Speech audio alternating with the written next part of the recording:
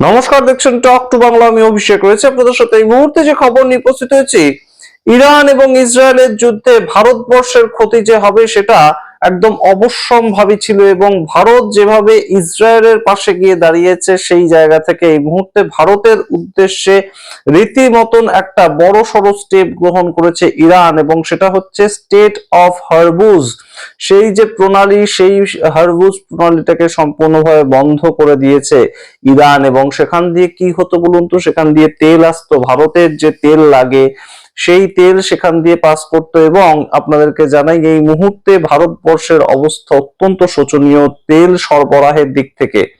এছাড়াও অনেক ধরনের অনেক খবর উঠে আসছে। আপনাদের জানাই যে 10,000 কোটি টাকার অ্যাসেট এই মুহূর্তে সম্পূর্ণভাবে সেখানে আটকে রয়েছে, এবং 27খানা ভেসেল, ইন্ডিয়ান ফ্ল্যাগ ওলা 27খানা ভেসেল সেখানে চুপচাপ দাঁড়িয়ে রয়েছে। গত 2 দিন ধরে এই ধরনের খবর উঠে আসছে। সমস্তটা আপনাদের সামনে ব্যাখ্যা করব।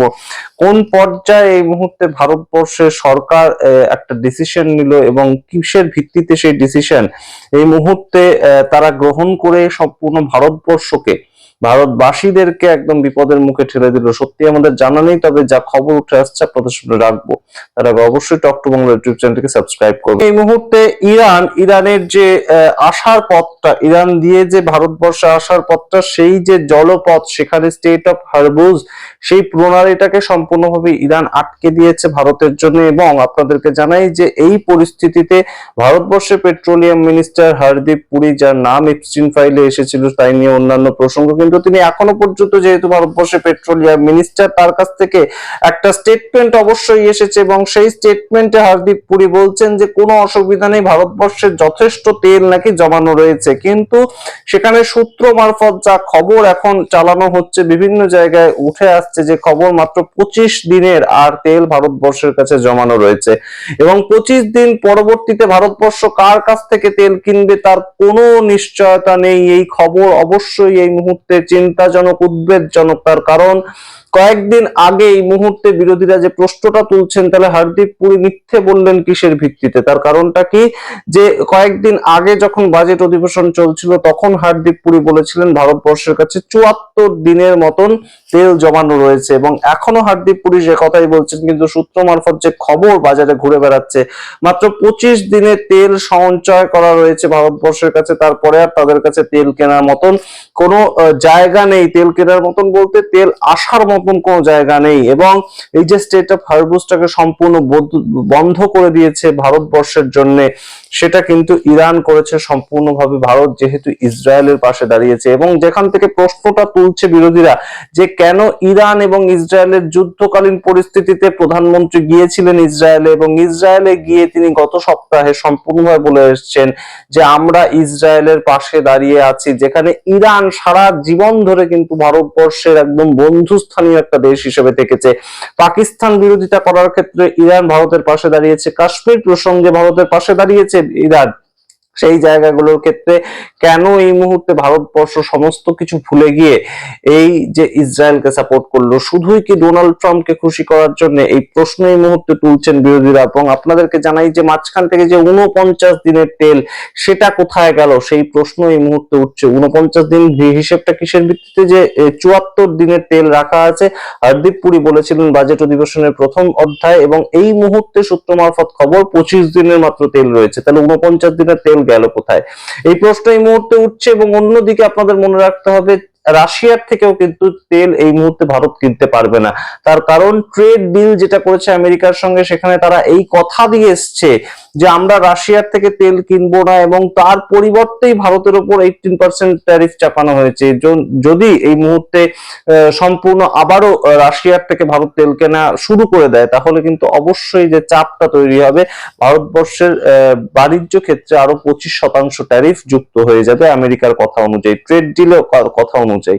এবং এই মুহূর্তে এই খবর সম্পূর্ণভাবে যেটা আমাদেরকে আরো ভয় দেখায়, এই মুহূর্তে আরো উদ্বেগের সৃষ্টি করে, সেটা হচ্ছে 10,000 কোটি টাকার অ্যাসেট এই মুহূর্তে রিস্কে রয়েছে, এবং 27টা Indian flagged vessel are stuck in the region and shipping এবং যার মূল্য হচ্ছে সম্পূর্ণ 10,000 কোটি টাকা। অর্থাৎ বোঝার চেষ্টা করুন যে 10,000 কোটি টাকার এই মুহূর্তে কিন্তু ভারত ক্ষতির মুখে দাঁড়িয়ে আছে সম্পূর্ণ ইসরায়েলকে সাপোর্ট করে। এবং সূত্রের মাধ্যমে আরো খবরও ঘুরে বেড়াচ্ছে যে চায়না এবং রাশিয়ায় যে তেল যাওয়ার কথা ছিল এই স্টেট অফ হরমুজ দিয়ে, সেগুলোকে ইরান ছেড়ে দিয়েছে। শুধুমাত্র ভারতবর্ষের যে ভেসেলগুলো সেগুলোকে ইরান ছাড়ছে না।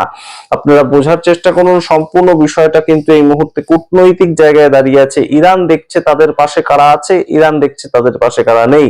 এবং সেই প্রেক্ষিতেই এই মুহূর্তে ভারতবর্ষকে চাপ দেওয়ার মতন যত বিষয় তারা তৈরি করতে চায় সমস্ত বিষয় কিন্তু তারা তৈরি করছে। এবং ইরানকে কম শক্তিমান ভেবে আমেরিকা যে ভুল করেছিল, যেভাবে আমেরিকা ইরানের উপর ঝাঁপিয়ে পড়েছিল যুদ্ধ করতে গিয়ে, সেটা কিন্তু অবশ্যই আমেরিকা এই মুহূর্তে তার ফল ভোগ করছে তো বটেই, কিন্তু ভারতবর্ষ যে এইভাবে এই মুহূর্তে ফল ভোগ করছে সেটা কিন্তু আর বলে দেওয়ার অপেক্ষা রাখে না। এবং তেল এমন একটা বিষয়, তেল পেট্রোল এই জায়গাগুলো এমন বিষয়, এমন জিনিস, সেগুলো আপনি আমি যেই হই না কেন সাধারণ মানুষের জীবনের সঙ্গে অত্যন্ত গুরুত্বপূর্ণ, ওতপ্রোতভাবে জড়িয়ে আছে। কারণ তেলের দাম বাড়লে, তেল এমন একটা প্রোডাক্ট, সমস্ত জিনিসের দাম বাড়বে। কারণ যে কোনো জিনিস আনতে যে গাড়ি খরচা লাগে সেখানেই তেল ব্যবহৃত হয়। তো সেই জায়গা থেকে এই মুহূর্তে আপনি যদি ভাবেন যে আমার তো মোটর গাড়িও নেই, আমার তো মোটর সাইকেলও নেই, কোনো অসুবিধা নেই, কিন্তু তেমন বিষয়টা নয়। ভারতবর্ষ যদি তেলের অভাব বোধ করে তার টান কিন্তু আপনার পকেটে এসে পড়তে চলেছে। এটা আপনাদেরকে জানিয়ে রাখলাম আগের থেকে।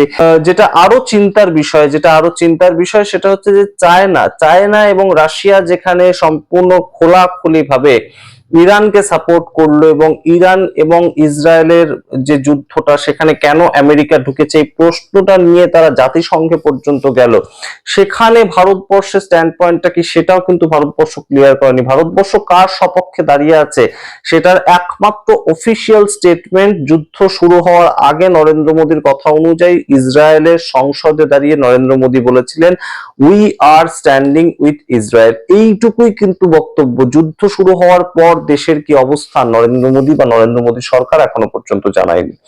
সুতরাং এই সামগ্রিক বিষয়টা কিন্তু এই মুহূর্তে বাড়ছে, প্রত্যেক দিন বাড়ছে। প্রায় 5 দিনের বেশি যুদ্ধ চলছে। এবং আপনারা জানেন মিডল ইস্টের প্রত্যেকটা কান্ট্রিতে এই মুহূর্তে যুদ্ধের প্রভাব পড়েছে। সেটা দুবাই হতে পারে, সেটা কুয়েত হতে পারে, সেটা সৌদি আরব হতে পারে, প্রত্যেকটা জায়গাতেই কিন্তু এই মুহূর্তে আমেরিকান যে কনসুলেট সেগুলো কিন্তু হামলার মুখোমুখি হচ্ছে। এবং অবশ্যই সেই হামলা কখনোই কাঙ্ক্ষিত নয়। এবং ইরানেও অন্যদিকে পাল্টা মৃত্যুর সংখ্যা ক্রমেই বাড়ছে। এবং এখনো পর্যন্ত ইরানবাসী হিসাবে মারা গিয়েছেন 1400-র বেশি মানুষ, তেমন কিন্তু এই মুহূর্তে খবর উঠে আসছে। 5 দিনের মাথায় এই যুদ্ধ কতদিন আদৌতে চলবে আমরা জানি না, কিন্তু আমেরিকা এই মুহূর্তে যুদ্ধের মধ্যে প্রবেশ করে এবং ভারত আমেরিকাকে সন্তুষ্ট করতে গিয়ে যে পদক্ষেপগুলো গ্রহণ করছে, তাতে আর যাই হোক না হোক এই মুহূর্তে কিন্তু অবশ্যই তেলের দাম বাড়তে চলেছে। এবং তেল ভারতবর্ষের কাছে নেই 25 দিনের পরবর্তীতে, আর তেমনই কিন্তু খবর সূত্রের। এবং আপনাদেরকে জানালাম পুরোটা। হার্দিক পুরী যা বলছেন তাতে আপনারা বিশ্বাস করবেন নাকি সূত্রের কথায় বিশ্বাস করবেন আপনারা বলুন। তবে অবশ্যই এই মুহূর্তে স্টেট অফ হরমুজ সেটাকে যে ইরান বন্ধ করেছে, এবং সেটা বন্ধ করার মূল কারণটা যে একদম ইসরায়েলের পাশে প্রধানমন্ত্রী গিয়ে দাঁড়িয়েছেন, সেটাই কিন্তু এই মুহূর্তে একটা বড়সড় ফ্যাক্টর হয়ে দাঁড়াচ্ছে। বিরোধীদের বক্তব্য অনুযায়ী 6 মাস পরে তো যেতে পারতেন। ইরান আর ইসরায়েলের যুদ্ধ চলছে সেটা কি প্রধানমন্ত্রী জানতেন না? মুখোমুখি যুদ্ধ লেগে যেতে পারে সেটা কি তার কাছে খবর ছিল? অবশ্যই খবর ছিল। আমরাই যেখানে জানতাম যে এই মুহূর্তে যেভাবে এগোচ্ছে প্রতিটা মুহূর্ত, সেইখানে যুদ্ধ যে কোনো সময় লাগবে।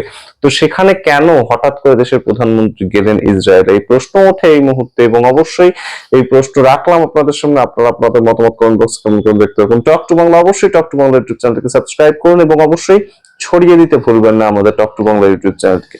ধন্যবাদ।